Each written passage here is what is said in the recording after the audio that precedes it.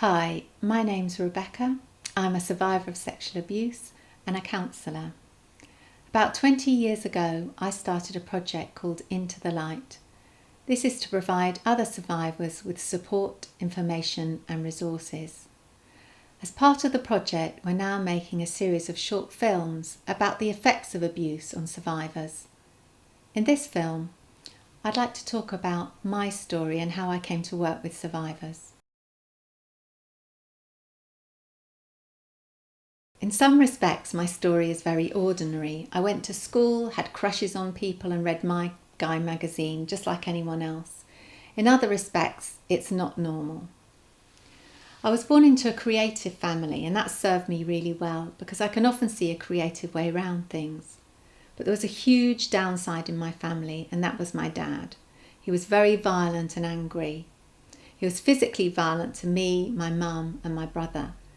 And we couldn't leave because my mum had nowhere to go and no money, and she said we'd have to go into a refuge, which she didn't want to do. There was another side to the violence I had from my dad, and that was that he was very sexually violent to me, and that was from 7 to when I left when I was 18. Sexual violence was a big part of my childhood and growing up. It was often and it was very intense, and I grew up in a situation that was quite extreme. I had no one to tell and there was no way out of the situation. So I was stuck in a situation that was very, very hopeless. I felt hopeless and I felt in a lot of pain. The only way out, I thought, was by leaving home or my dad dying. Well, my dad didn't die, but I did leave as soon as I could. Unfortunately, though, my problems didn't stop. The impact of my childhood had huge implications on me as an adult. And I started drinking to numb the pain and I found it difficult or impossible to stop. I also had no boundaries, especially with men, and I was sexually re-victimised a number of times. This is sometimes called the trail of tragedy.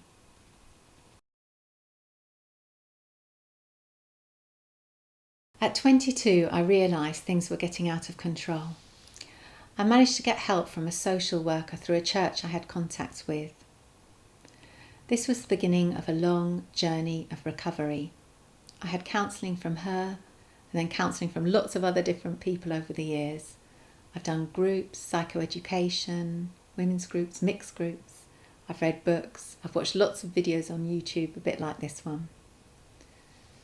When I'd experienced some growth back in 1993, I set up Into the Light. Into the Light was created in order to provide resources and information and support to other people who are also experiencing difficulties in life and relationships because of sexual abuse. We started with one 10-week course for women and now we've grown. We offer many different types of services including one-to-one counselling, psychoeducation groups, workshops and training.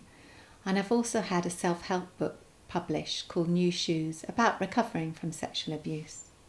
Our aims in our services are the same though, to give information, break isolation and share experience. But life still is not really easy for me some of the time. The past is still around me, but I held on to something actually that Joyce Meyer, someone who went through a similar experience to me, said, "I'm not where I will be one day, but I'm not where I was, so that's okay." So what have I learned through all this work? Some things stand out for me. Take one day at a time. Seek help in whatever way works for you, counsellor groups, books, whatever. Overcome the fear and pain of the past by talking about it. Don't go it alone. Don't stop until you get the support you deserve.